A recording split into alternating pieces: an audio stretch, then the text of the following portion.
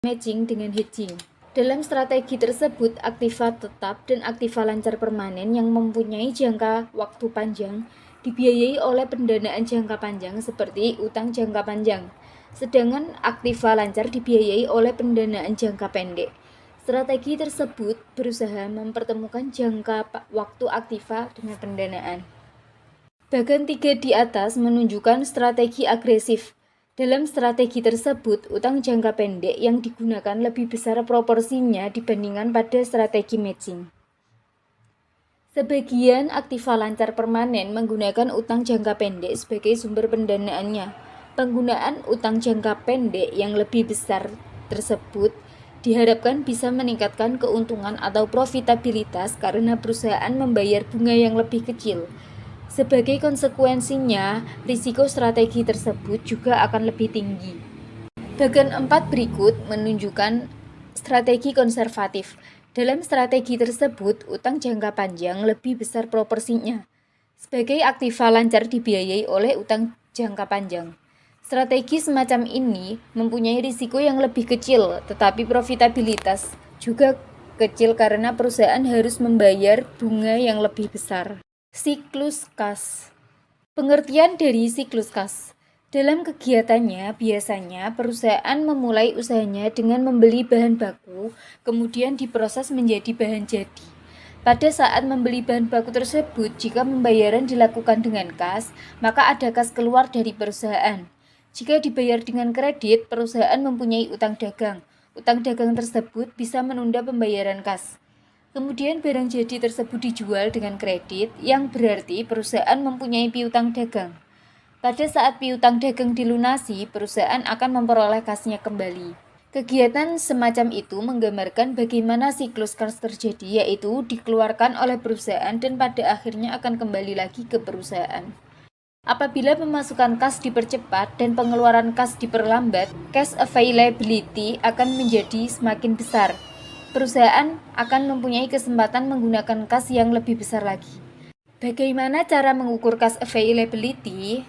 Salah satu cara adalah dengan melihat siklus kas. Siklus kas yang semakin pendek berarti kas berputar lebih cepat atau cash availability akan meningkat. Siklus kas merupakan perjalanan kas, mulai dari kas dikeluarkan untuk membeli bahan-bahan sampai kas kembali lagi atau piutang dibayarkan, seperti diagram di bawah. Misalkan, suatu perusahaan mempunyai rata-rata periode persediaan 30 hari, periode pengumpulan piutang 20 hari, periode utang jangka pendek 20 hari. Bagian berikut ini akan menjelaskan ketiga periode tersebut. Untuk menyederhanakan ilustrasi, gambar di atas menganggap bahwa periode persediaan mencakup persediaan barang mentah dan barang jadi. Dalam contoh di atas, periode persediaan adalah 30 hari, yang berarti barang tersimpan dalam gudang perusahaan sebelum laku terjual selama rata-rata 30 hari. Karena penjualan dilakukan secara kredit, perusahaan tidak langsung menerima kas. Dalam contoh di atas, periode pengumpulan piutang adalah 20 hari, yang berarti rata-rata piutang mempunyai jangka waktu 20 hari sebelum akhirnya dilunasi oleh pelanggan. Dengan menambahkan kedua periode tersebut, diperoleh total periode 50 hari. Dengan kata lain, kas perusahaan tertanam selama 50 hari, sebelum akhirnya kas tersebut kembali ke perusahaan. Jika perusahaan menggunakan utang untuk membeli bahan mentah, perusahaan bisa menunda pembayaran, yang berarti kas keluar bisa ditunda. Misalkan periode utang adalah 20 hari, yang berarti rata-rata perusahaan baru mengeluarkan uang kas dalam 20 hari setelah bahan mentah datang. Kas yang tertanam yang keluar menjadi berkurang 30 hari. Siklus kas yang semakin pendek akan semakin baik, karena kas yang tertanam akan semakin sedikit. Sebagai contoh, misal kas yang tertanam untuk modal kerja setiap harinya adalah 1 juta.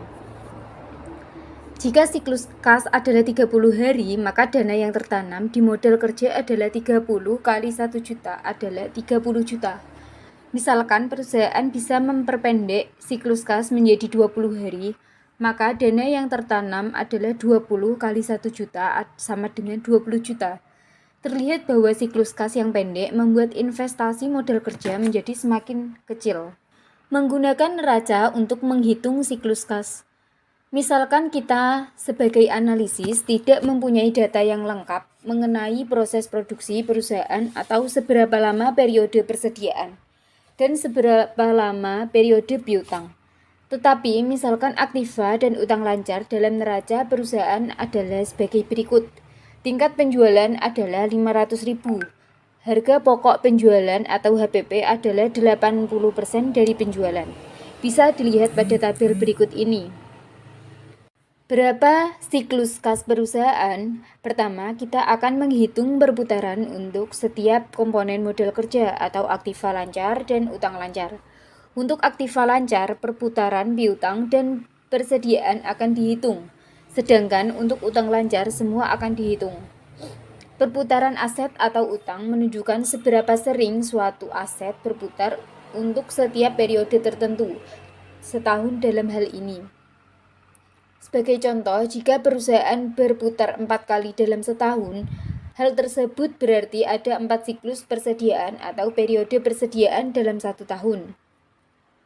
Setelah periode tertanamnya, kas untuk setiap aset atau utang bisa dihitung. Langkah berikutnya adalah siklus kas sebagai berikut ini. Siklus kas sama dengan 54 hari ditambah 90 hari dikurangi kurung buka 9 hari ditambah 9 hari ditambah 9 hari sama dengan 117 hari. Menghitung kebutuhan modal kerja. Menghitung modal kerja dengan metode perputaran aset. Metode ini menghitung besarnya kebutuhan modal kerja melalui perputaran aset. Metode ini mengasumsikan perputaran aset yang konstan. Misalnya, suatu perusahaan mempunyai neraca dan laporan laba rugi sebagai berikut. Perhitungan modal kerja dengan perputaran aset dapat dilihat pada bagian di bawah ini. Selanjutnya ada metode ketertarikan dana. Metode ketertarikan dana menghitung seberapa lama dan seberapa besar dana terikat. Besarnya dana yang terikat tersebut merupakan kebutuhan modal kerja dan besarnya modal kerja tergantung dari dua hal, yaitu 1. Periode terikatnya dana. 2. Rata-rata pengeluaran kas setiap harinya. Contoh, pada waktu manajer membeli bahan mentah, maka manajer tersebut akan mengeluarkan kas.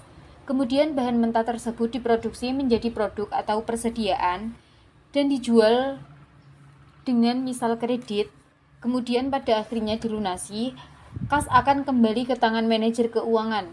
Selama pada saat dilunasi, misalkan periode keterikatan dana tersebut 20 hari, kemudian rata-rata kas terikat perharinya adalah 1 juta, maka total dana terikat adalah 20 kali 1 juta, sama dengan 20 juta. Dengan demikian, kebutuhan modal kerja adalah 20 juta. Memonitor modal kerja atau posisi likuiditas. Setelah melakukan perencanaan modal kerja, manajer keuangan perlu memonitor kondisi modal kerja perusahaan secara terus-menerus.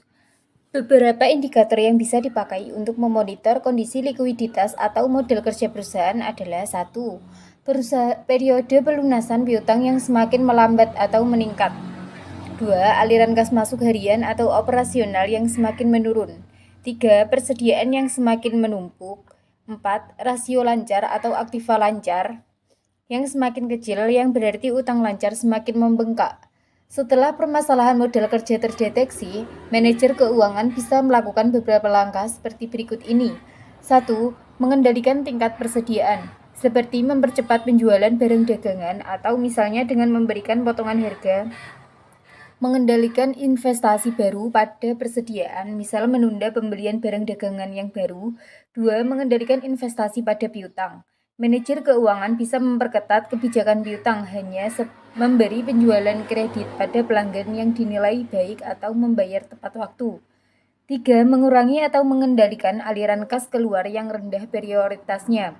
Manajer bisa menunda pembayaran dividen, menunda investasi pada barang modal, atau menunda pengangguran modal.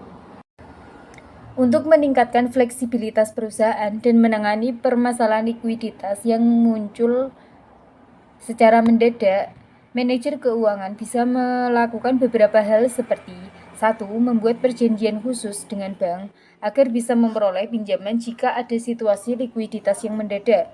2. Membuat pinjaman line of credit dengan pihak bank. Pada pinjaman ini, perusahaan memperoleh batas atas plafon tertentu.